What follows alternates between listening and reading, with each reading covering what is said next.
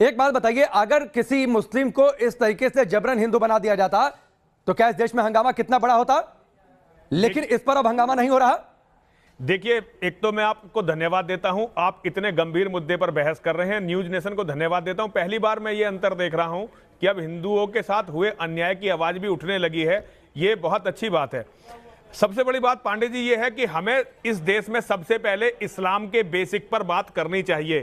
पूरी दुनिया के सामने जो इस्लाम का इतिहास है, जो मोहम्मद से शुरू होता है, पैगंबर मोहम्मद से, उस पर बात करनी चाहिए। कुरान और इनकी हदीसों का ट्रांसलेशन बहुत ही जल्दी से जल्दी हिंदी, अंग्रेजी और सारी भारत की भाषाओं में करके सबको देना चाहिए। जो ये वकील साहब कह रहे हैं ये बिल्कुल गलत नहीं कह रहे हैं, ये बिल्कुल सही कह रहे हैं, क्योंकि इस्लाम इन्हें यही सिखाता है।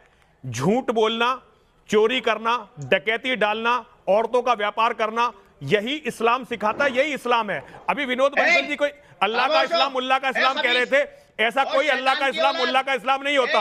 इस्लाम केवल एक है, इस्लाम है मोहम्मद का इस्लाम। एक मिनट वकील साहब, आप तमीज से थोड़ा सुन लें, तमीज से थोड़ा सुन लें। आप मेरी बात भी सुन लें। आप बोल रहे थे, मैं तो बोला नहीं।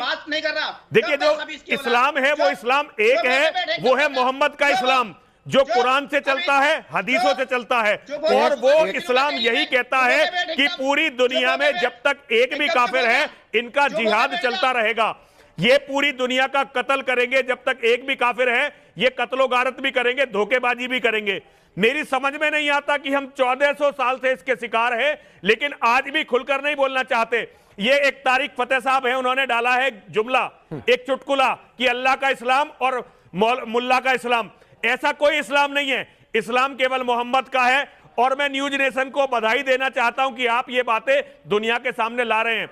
मैं एक डिबेट की चुनौती आपके चैनल से पूरी दुनिया के मुसलमान मौलानाओं को देना चाहता हूं। आइए बैठते हैं, कुरान पर डिबेट करते हैं, आपकी हदीसों पर डिबेट करते हैं। अगर ये सारे जिहाद आपकी हदीसों में, आपकी कुरान में, आपके इतिहास में ना मिले तो जो आप कहें वो सजा मुझे दीजिए।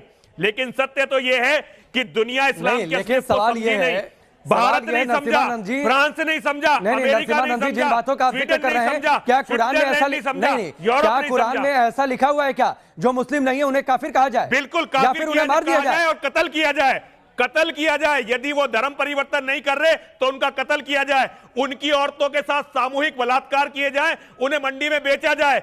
यही इस्लाम का इतिहास है, यही कुरान है, यही हदीस है। नहीं,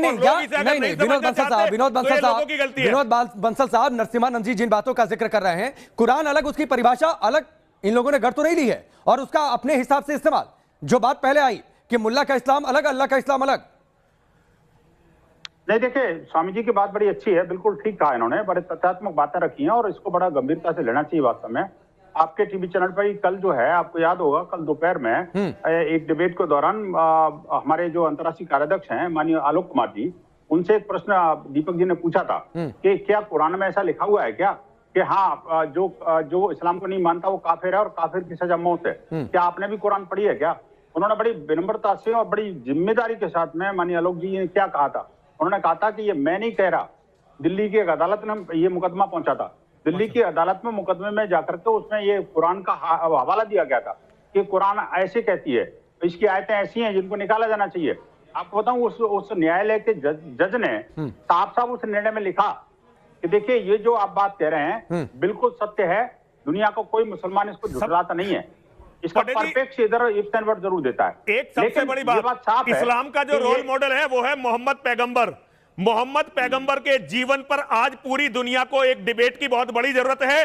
मोहम्मद पैगंबर के जीवन पर अगर डिबेट नहीं होगी तो आप इस बवाल को समझ नहीं सकेंगे जो पूरी दुनिया में हो रहा है, क्योंकि मोहम्मद पैगंबर ही रोल मॉडल है इस्लाम का।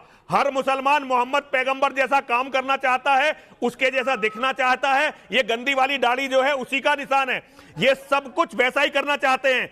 अगर भारत में अगर हिंदू, अगर क्रिश्चियन, अगर यहूदी पूरी दुनिया के मोहम्मद साहब के जीवन को नहीं समझेंगे तो आप जीवित नहीं रह सकेंगे, आपके बच्चे बच नहीं सकेंगे, आप इन प्रश्नों से भाग नहीं सकते।